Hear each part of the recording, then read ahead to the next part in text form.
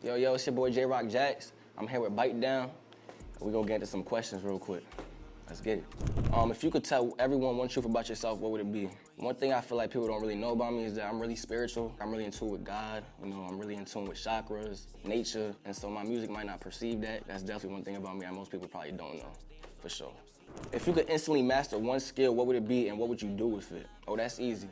I would master the skill of dancing. I'm really like a big music head, obviously. I love music, but I cannot dance to save my goddamn life. I be trying to hit my two-step, you know what I'm saying? I'm gonna keep it right there, but I would definitely master the art of dancing so I could dance in all my videos and, just bring it more to life, like a little hip-hop Chris Brown, you know what I'm saying? You know what I'm saying? Like a Michael Jackson, you know what I'm saying? Like, is it possible to truly stay friends after a breakup? I feel like that's just based on how mature you are. I definitely have a few exes that I'm still cool with. I wouldn't say buddy, but still cordial. It's not no beef or nothing like that. Shout out to them. But there's definitely some exes that I probably will never fuck with again. And if it was up to me, I wouldn't mind, being cordial with them. I think it's more of them not kind of trying to be around me no more, whatever the case is.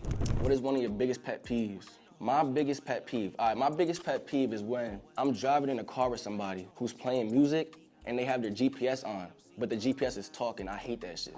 Like, turn that shit the fuck off. Like, you feel what I'm saying? Because now we got the music stopping every 5 seconds. I'm trying to bump the music, you know what I'm saying? Like, turn that shit the fuck off. That's definitely like my biggest pet peeve, for sure.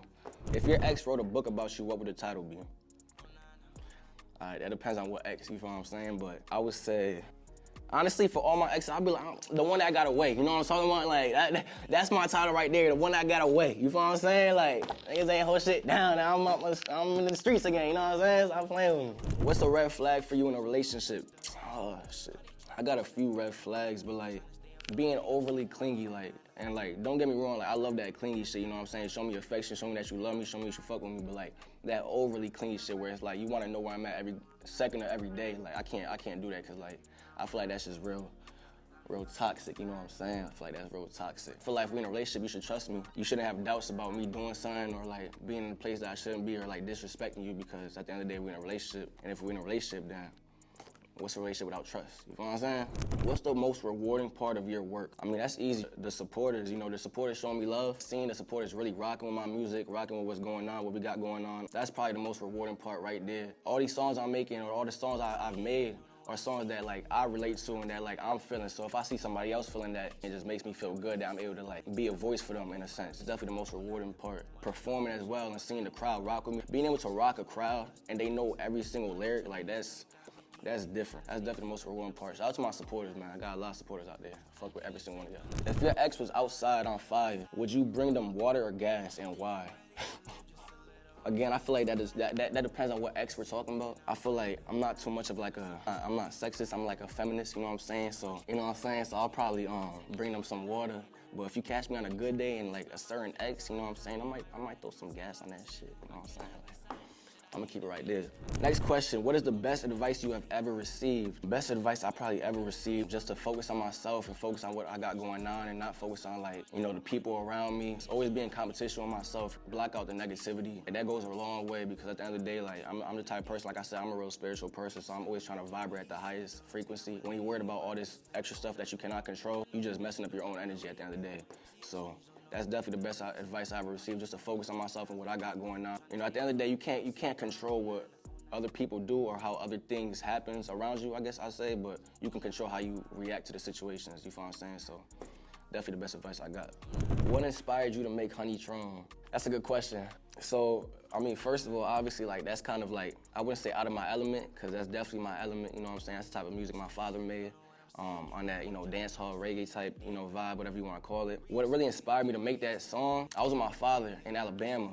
Shout out to my grandfather, he passed away, my father's dad. And me and my dad were just in the studio in Alabama, just sharing a moment where we were just kind of chopping it up and talking. He brought some liquor. First of all, before I even go, a lot of people thought that when I said Honeytron, I was talking about putting the honey packs into the Patron.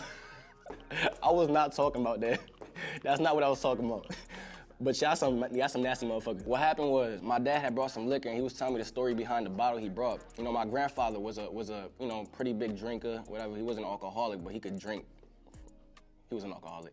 One drink that him and my father ever shared was, you know, honey Patron. That's what it's called. It's Patron, the honey kind. You know what I'm saying? It's not no honey packs and that shit. It's the honey Patron. And my dad had brought that to the, you know, into the studio, and we were sipping on that honey Patron. Me and my father made a song that night. I'll probably be dropping that sometime soon. And then after that, my dad had left into the crib, went to sleep, and I was just in the studio by myself sipping on that honey Patron. You feel what I'm saying? And it just came to life. I heard the beat. I just started going. I think I made that song in like less than like 20 minutes. I was just going like off that honey Patron, you feel what I'm saying? And so again, man, like shout out to my grandfather, cause I feel like my grandfather's spirit was definitely in the room that night, for sure, cause that was the one drink that him and my father had ever shared, and you know, that bottle was one drink that me and my dad had in a while, you know what I'm saying? So I definitely felt my grandfather's spirit within the whole song, and I think it's a real special song, for sure. That's the inspiration behind Honey Patron. If y'all ain't know, now y'all know. Last question. If you could relive one memory from your life, which would it be and why? My parents split up at a young age, you feel what I'm saying? I think I was like 3 or 4 when my parents split up. I never had like a moment where like me, my father, and my mother were all together. I got to experience that. My last concert, I had a headline in Hartford, Connecticut. I headlined out there at the Webster. I had both my parents on stage with me. You know, we were rocking out to my songs, and that was probably one of the greatest, you know, moments of my life. I'm saying that's definitely one memory I'll never forget and I'll never take for granted. And plus, my mom and my father both made music. It was just a wholesome moment, being able to share the stage with my parents. We was rocking that stage. I know it meant just as much to them as it meant to me, so that's like, you know, the craziest moment I probably ever experienced right there, for sure. That's a memory I'll relive over and over and over again, for sure. That's all we got for today, though. Appreciate y'all tapping in.